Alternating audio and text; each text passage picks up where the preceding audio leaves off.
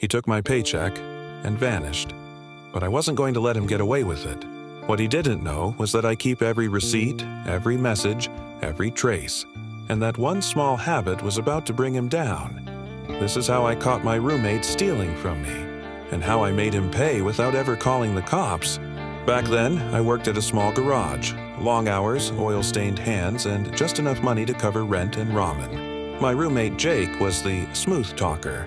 He always promised to handle the bills while I handled the grind. He'd say, "Bro, I got this," whenever rent came up. So when payday hit and he offered to deposit my check while I was working overtime, I didn't think twice. That moment, that trust, was mistake number one. The next day came. Then another. My balance stayed the same. At first, I thought maybe the bank was just slow. By the fourth day, I was staring at an empty account and a rent notice on the counter. I texted him, "Hey, did you deposit it yet?" No reply. I called, straight to voicemail. His car wasn't in the driveway and his room looked half-packed. That's when my stomach dropped. I opened my banking app again. Still nothing. I started hearing my dad Q's old warning in my head. Never hand someone else your paycheck. I sat there replaying every conversation. Every, "Don't worry, bro." And I realized he hadn't paid his half of the utilities in 2 months either. So I called the bank. They told me the check had been cashed 2 towns over at 3:17 p.m. while I was at work. I asked if they could describe the person. They said, "Young male, baseball cap, gray hoodie." Jake's hoodie. That's when the adrenaline hit. I tore through the trash bin next to the counter, hoping for something. Anything. And there it was. A torn receipt from that exact branch. My name printed at the top, his handwriting scrawled on the signature line. It wasn't proof enough to get him arrested yet, but it was enough for me to act. I called the bank's fraud department and filed a report.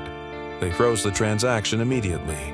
The next morning, I got a call from a branch manager. They had pulled security footage. Clear as day, Jake at the counter holding my check. When he finally came home that night, I was waiting in the kitchen. He froze the second he saw my phone recording. I said, "You got something to say, Jake?"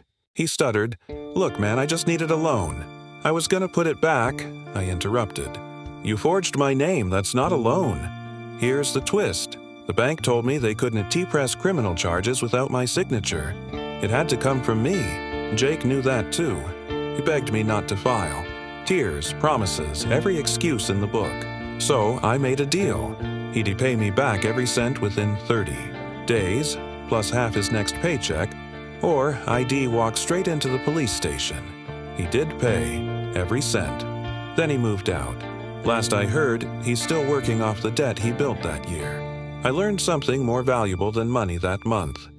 Trust is earned by consistency, not convenience. Always handle your own money. Keep proof. Keep your word. And if someone crosses that line, don't lose your cool. Outsmart them.